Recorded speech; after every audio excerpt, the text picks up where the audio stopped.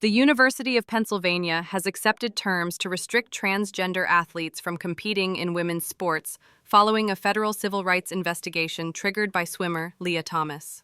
The U.S. Department of Education confirmed the agreement, stating that the Ivy League university would issue an apology and reinstate awards and records to female athletes that had previously been improperly awarded to male athletes.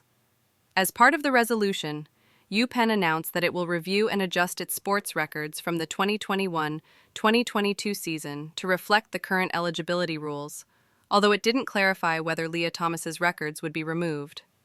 Thomas made history in March 2022 by becoming the first transgender athlete to win a major U.S. college national swimming title. This agreement is the latest move in line with President Donald Trump's administration's efforts to limit the participation of transgender athletes in women's sports.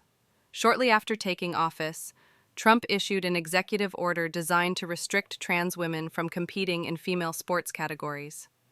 UPenn was one of several universities investigated by the Trump administration over potential Title IX violations, a 1972 civil rights law that prohibits discrimination based on sex in federally funded education programs. 2 months after launching the investigation, the administration halted approximately $175 million in federal funding to the school due to concerns over its transgender inclusion policies. As part of the new agreement, the university must now adhere to definitions of male and female that are based strictly on biological sex, consistent with President Trump's executive mandates, according to the Department of Education. Education Secretary Linda McMahon commented, "This agreement with the University of Pennsylvania demonstrates just how impactful President Trump's leadership has been. UPenn has not only agreed to make amends for earlier Title IX violations, but they're also committing to protecting the integrity of women's sports for future generations." The university responded by stating its prior policies aligned with eligibility standards set by the NCAA at the time, but admitted those rules may have put some athletes at a disadvantage. "We understand that certain student athletes may have faced unfair competition or unnecessary stress due to our past policies," the university stated on its website. "We extend our apologies to those affected." This change in policy comes several years after Thomas first competed for UPenn, initially as part of the men's swimming team for 3 seasons before beginning hormone therapy in 2019. In 2022, she competed on the university's women's team, breaking multiple school records with top times unmatched by other female swimmers. Thomas has since graduated and is no longer affiliated with the college team.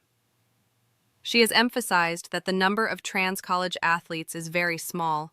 According to the NCAA, that number is roughly 10 nationwide.